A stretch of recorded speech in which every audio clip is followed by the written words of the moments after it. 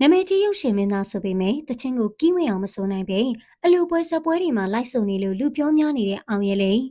အခုခေတ်မှာရုပ်ရှင်မင်းသားတွေမင်းသမီးတွေဟာတရုပ်ဆောင်တာအပြင်တချင်းဆိုတာကိုပါကျင့်ထားရပါတယ်။ဒါမှလည်းနေပွဲတွေရှိုးပွဲတွေမှာတချင်းဆိုရင်ငွေရှာနိုင်မှာဖြစ်ပါတယ်။ဒါကြောင့်လည်းအခုဆိုရင်အရှင်ကတချင်းမဆိုတဲ့မင်းသားအေးချမ်းမောင်ကိုရိုင်းတော့တချင်းဆိုကျင်တာအကကျင်တာတွေလုပ်နေပါပြီ။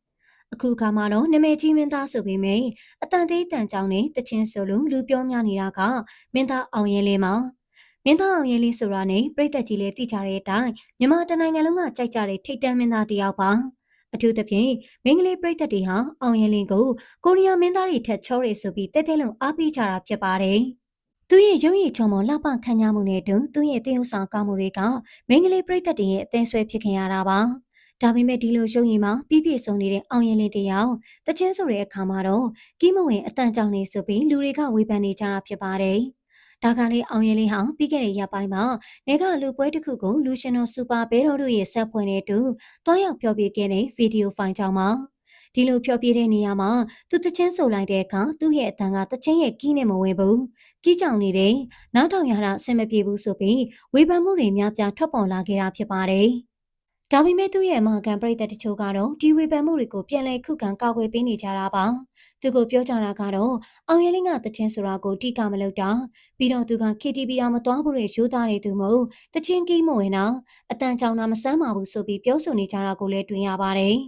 ဘာပဲဖြစ်ဖြစ်အောင်ရင်လေးဟာတချင်းဆိုမကောင်းဘူးလို့ဝေဖန်ခံနေရပေမဲ့ပရိသတ်တွေကတော့သူ့ရဲ့ရုပ်ရည်ချောမောမှုကိုမြင်ရတာနဲ့တင်ကျင့်နေကြပြီးသူကိုအယမ်းချစ်ကြလို့အဲ့ဒီအလူပွဲတွေမှာတိမ်ပေါင်းများစွာစုချင်းမြင့်ခံခဲ့ရတယ်လို့လည်းဆိုပါတယ်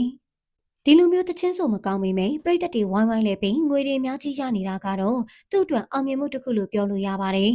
ဒါပေမဲ့တချို့သောပရိသတ်တွေကတော့အောင်ရဲလင်းအတွက်စိတ်မကောင်းဖြစ်နေကြပြန်ပါတယ်